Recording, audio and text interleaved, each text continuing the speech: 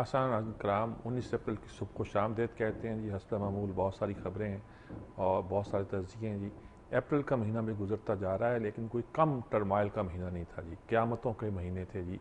कहाँ कहाँ क्या नहीं हुआ, कराची में क्या नहीं हुआ, कोयटे में क्या नहीं हुआ, गिलगित बल्तिस्तान में क्या नहीं हुआ। और सच पूछिए तो अदालतों में कितने केस और किस तरह के केस और कैसे कैसे सुने गए और क्या सियासी रद्द अमल हुआ, ये सारी बातें जो है ना कोई बहुत से लोगों को परेशान कर देती हैं। लेकिन जो एतबार रखते हैं एक खुशगवार मुस्तकबिल पर, उन्हें यकीन है कि इन मुसीबतों से गुजर कर अच्छे दिन ज़रूर आएंगे। लेते हैं एक वक्फा, वक्फे के बाद हाज़िर होते हैं।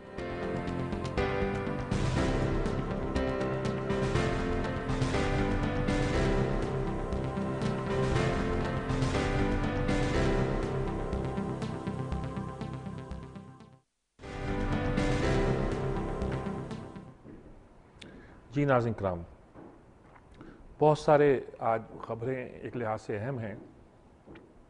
नवाज शरीफ के बाद सदर जरदारी और कियानी भी वहाँ उस महाज पे पहुँचे जहाँ बर्फ़ के तोदों तले, बर्फ़ के ढेरों तले हमारे जियालों की, हमारे सिपाहियों की, हमारे जांबाज़ों की एक तरह से वो ज़िंदगी के सांस ले रहे हैं या किस हालत में, हम कुछ नहीं जानते जी। वो उस बर्फ़ के नीचे दबे हुए हैं, वहाँ ये पहुँचे। और इसमें नवाज शरीफ तो एक तरह का वन स्टेप फर्दर थे, लेकिन वहाँ जाके जनरल कियानी ने जो बात की है, और वो वही बात है जो नवाज शरीफ एक दिन पहले कह चुके हैं। नवाज शरीफ ज़रा खुल के कह चुके हैं कि फ़ौजें वापस आनी चाहिए, इंडिया नहीं बुलाता तो हमें बुला लेना चाहिए। जिस पे आज उसका रहमान मलिक का रिएक्शन आया कि नवाज शरीफ को ये बयान नहीं देना चाहिए, क्योंकि बग़ैर एग्रीमेंट के हमने फ़ौजें बुलवाईं तो इंडिया एडवांस कर जाएगा, वगैरह वगैरह उनका नुक्ता नज़र और उनकी बात थी। अब एक तो सवाल ये पैदा होता है कि क्यों कहा नवाज शरीफ साहब ने, लेकिन उसके बाद में आते हैं आज आर्मी चीफ ने भी वही बात कह दी है। उस तरह नहीं कही है, उन्होंने कहा सियाचिन का महाज मुश्किल महाज है, यहाँ फ़ौजों का इनखला होना चाहिए। मतलब इस तरह की बात उन्होंने की है कि भारत से बातचीत भी होना चाहिए, दोनों मुल्कों की तरक्की के लिए अमन बहुत ज़रूरी है। ये फ़ौज की तरफ से एक क्लियर इंडिकेशन है कि वो जो इंडियन स्पेसिफिक होने का उन पर इल्ज़ाम है वो अब दुरुस्त नहीं है। फ़ौज के सरबराह जो हुकूमत में रहे हैं वो तो इंडिया से दोस्ती की बात करते रहे, मुशर्रफ जैसे था, लेकिन फ़ौज के वैसे एक कॉन्सेप्ट यही रहा है कि इंडिया को नज़रअंदाज करना, अपनी सिक्योरिटी को नज़रअंदाज करना है। मुशर्रफ जब सिर्फ चीफ ऑफ स्टाफ था तो कारगिल पर चढ़ दौड़ा था।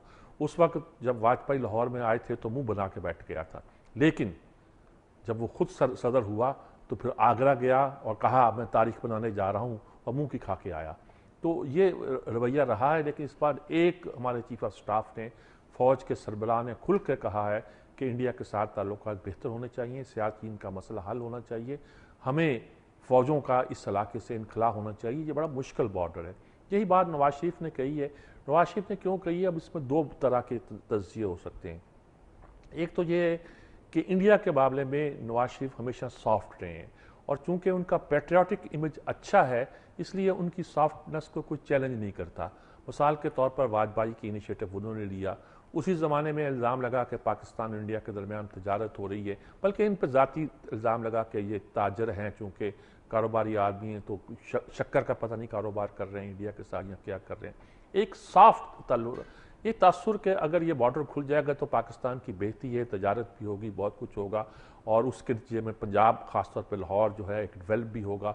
और पाकिस्तान तो ख़ासतौर पर पंजाब और लाहौर की बात के अलावा ये कि पाकिस्तान को भी इसका पूरा फ़ायदा पहुँचेगा। कुछ लोगों का ख्याल है कि पाकिस्तान तो डेवलप नहीं होगा, पाकिस्तान को फ़ायदा नहीं पहुँचेगा, एक क्लास को फ़ायदा पहुँचेगा, और उसी क्लास के मफादात का तहफ़्फ़ुज़ करते हुए नवाज शरीफ ये बात कर रहे हैं। ये एक पुराना इल्ज़ाम, एक रवैया होता था। फिर जब उन्होंने सेफ्मा के इजलास में बात की थी इंडिया के साथ, और हमारे यौम आज़ादी के मौके पे की थी, कि हर पाकिस्तान, जिसमें उनका ये फ़िक्रा भी आ गया था कि हमें इंडिया और हमारा खुदा एक कल्चर, एक उस तरह की बात की थी, तो बहुत से लोग चिढ़े थे।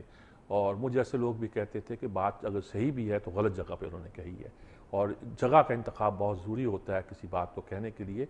जब अमेरिका के सदर ने इराक़ पे हमले की बात करनी थी तो अमेरिकन एंटरप्राइज इंस्टीट्यूट को मुंतखब किया था, जो न्यू कॉन्स का एक तरह से सबसे बड़ा थिंक टैंक था। तो इस तरह बहुत से तज्ज़िये इस मामले में किए जाते हैं। एक तो इस तरह हवाले से किया जाता है, दूसरा इस हवाले से किया जाता है कि नवाज शरीफ ने, ये बड़े सोचने की बात है कि नवाज शरीफ ने एक तरह का फीलर दिया है। उन्होंने इंडिया को पर, फ़ौज पर, उनकी इस्टेब्लिशमेंट पर जो कि खासी तैयार हो गई है, اب مفاہمت کے لیے فوجوں کو وڈرا کرنے کے لیے، حالانکہ ایگریمنٹ ہو گیا تھا، اس وقت ان کی فوج اڑ گئی تھی، پرانی بات ہے، اب وہ تیار ہو گئے ہیں وڈرال کے لیے. تو یہ اس پریشر کو، اس فضا کو، اس پریشر کو بلڈ کرنے کے لیے، اس فضا کو بہتر بنانے کے لیے یہ بات کی ہے. ایک لیڈر آف اپوزیشن کا یہ بات کہنے کا مطلب یہ ہے کہ پاکستان کی رائے عامہ تو اس کے لیے تیار ہے، اگر نہیں کچھ کر رہا تو انڈیا نہیں کر رہا اور انڈیا کی فوج نہیں کر رہی.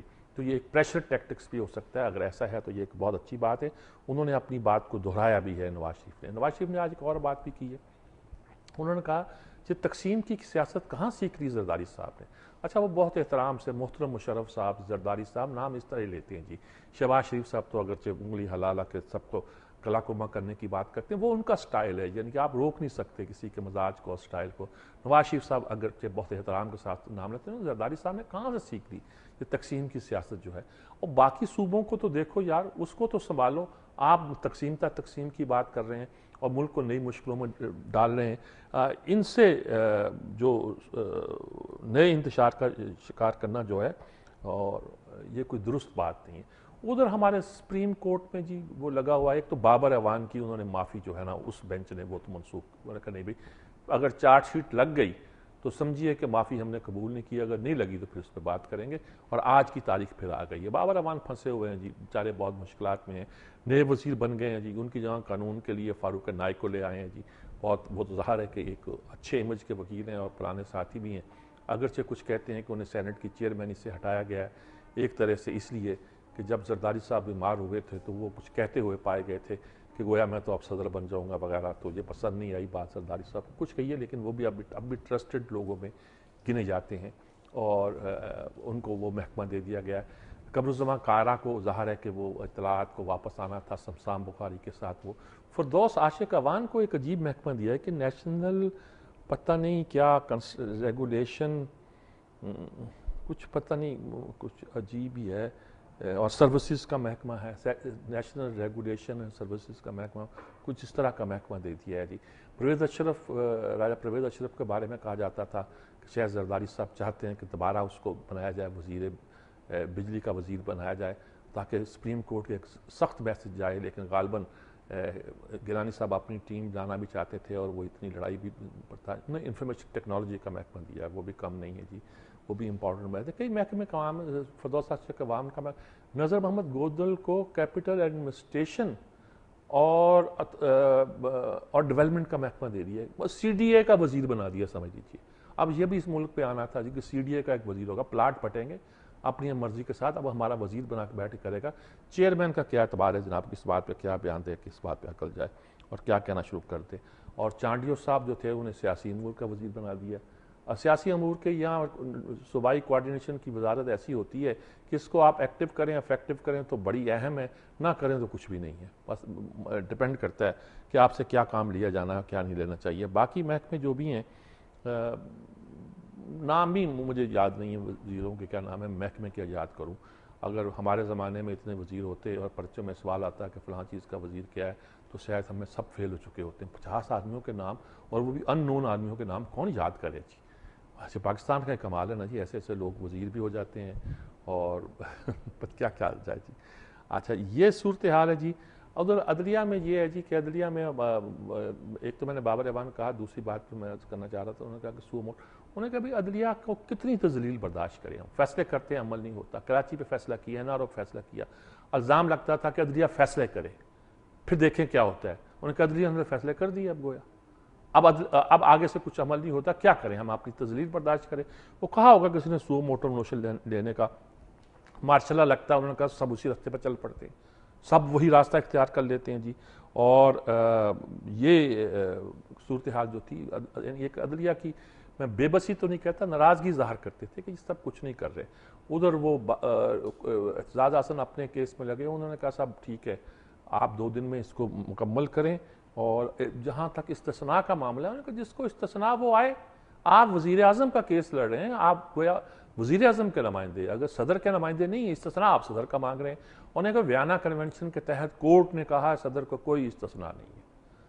وینا کنونشن میں سفارتی نمائندوں کو استثناء ہے، صدر کے بارے میں غالباً یہی فیصلہ آیا تھا کہ فیصلے کا حوالہ دیتے ہیں کہ اس میں کیا تو وہ صدر جب غیر ملکی دورے پر ہوں تو گویا ان کو استثناء حاصل ہے، یہ نہیں کہ آپ پکڑ کے اندر کر دیں کسی بات پر کہ جس نے ہمارے ملک کے قانون کی خلاف ورزی کی ہے، اس میں استثناء دیا گیا جیسے سفارتی نمائندوں کو ہوتا ہے، ورنہ کوئی استثناء حاصل نہیں ہے جی۔ کورٹ کا اس طرح کا آ گیا ہے، یعنی کہ ایک طرح کا ورڈکٹ تو نہیں کہا سکتے، اب آبزرویشن آئی ہے جی، اور اسی کو یہی سمجھنا چاہیے کہ بہت سارے اور قصے بھی ہے جی جس میں کورٹ جو ہے انہوں نے کہا کہ جی لکھ دیں، صرف اتنا لکھ دیں کہ ملک قیوم جو ہے اس کا خط وڈرا کرتے ہیں، بس اتنا لکھتے ہیں آپ۔ اور دوسری بات ہے پیسے تو وہاں اور ہے، اس میں سوئس لوگ بھی شامل ہیں، اور تو کہا جی کیس انہوں نے فارغ نہیں کیا تھا، آپ کورٹ کو غلط اطلاعیں دے رہے ہیں۔ پہلی بار کورٹ نے غالباً چیلنج کیا ہے وکیلوں کی آرگومنٹس کو کہ کیٹ واپس بھیج دیا تھا مجسٹریٹ کے، میں واپس بھیجا تھا، سزا کم ہے، اس کو زیادہ کرو۔ تو پہلی بار اس طرح کی باتیں جو ہے نا کورٹ کی آبزرویشن کی صورت میں سامنے آئی ہیں، جس کا مطلب یہ ہے کہ بھئی اتنا بیوقوف نہ بنائیں پبلک اوپینین کو، یہ ہمیں معلوم ہے کہ کیا صورتحال ہوتی ہے کیا نہیں ہوتی ہے۔ اب اعتزاز کا مقصد تو کیس کو لمبا کھینچنا ہے جی، اس میں وہ استثناء پر بھی جا رہے ہیں، صدر پہ بھی جا رہے ہیں، وزیر اعظم کو بچانے کے مشن پر ہیں، یا بچانے کے مشن پر ہیں یا لانگ کرنے کی صورتحال کو مشن پر ہے، وہ ایک بڑے جالے کی طرح اور فائٹ کر رہے ہیں، دیکھیں اس کا کیا نتیجہ نکلتا ہے اور کیسا نتیجہ نکلتا ہے جی۔ یہ بڑی خبریں ہیں جی۔ دوسری، جان مکین جو امریکہ کے ایک پریزیڈنشل کینڈیڈیٹ بھی رہے، انہوں نے کہا جی پاکستان جو ہے کشمیر کا جواز بنا کے نا اور حقانی نیٹ ورک کے خلاف کارروائی سے اجتناب نہیں کرے، اور یہ بھی کہا کہ لگتا ہے انڈیا کشمیر پر بات چیت کرنے کو تیار ہے اور بات چیت ہونی چاہیے، جنگ ختم ہونی چاہیے، تعلقات بہتر ہونے چاہیے۔ جواز بنا کے کیا جی؟ ہم سیدھا کہتے ہیں جی، وہ کہتے ہیں حقانی نیٹ ورک کے پاس حملہ کرو، انہوں نے کہا ہماری ساری فوجیں ادھر لگ جائیں گی، پہلے ہی لگی ہوئی ہیں ہماری اتنی فوج، ہم افورڈ نہیں کر سکتے، اتنے پیسے ہمارے پاس ہے نہیں، پرانے پیسے ہمارے آپ نے روکے ہوئے ہیں، خرچ کرنے کے لیے کہا، کرنے کے باوجود آپ نے اس کو پیمنٹ نہیں کی، تو ایسی صورت میں ہم تو بھی نہ آپ پہ اعتبار کر سکتے ہیں، نہ اس بات کو آگے لے کے چل سکتے ہیں۔ ایک کیس وہ 9 مسلم لڑکیوں کا تھا، 3 ہندو لڑکیاں جو سندھ میں مسلمان ہو کے انہوں نے شادی کر لی تھی، پڑھی لکھی لڑکی ہیں، مثلا ایک ڈاکٹر ہے، آخا میں پڑھ رہی تھی، اس نے شادی کر لی، ایک مسلمان سے مسلمان ہو گئی تھی، انہوں نے کہا میں نے پڑھا ہے، دوسری بھی اسٹوڈنٹ تھی، پڑھ لکھ رہی تھی اس میں۔ اب وہاں ہماری این جی او شور مچا دیتی ہیں کہ جناب یہ جو ہے یہ مسلمان، وہ پہلے شادی کرتے ہیں، پھر ان کو پتہ نہیں بیچ دیتے ہیں، کسی نے کہا دھندے پہ لگا دیتے ہیں، یہ کہا یہ ایک فضول، یعنی کہ ہر چیز کو ہیومن رائٹس کا مسئلہ بنانے کی بجائے، اور کورٹ نے کہا جی دے آر فری، ان کو شیلٹر ہوم میں رکھا ہوا تو دے آر فری، جا کے آپ فیصلہ کرا لیں جو کرنا ہے، آپ رجسٹرار کو بتا دیں آپ نے کہاں جانا ہے۔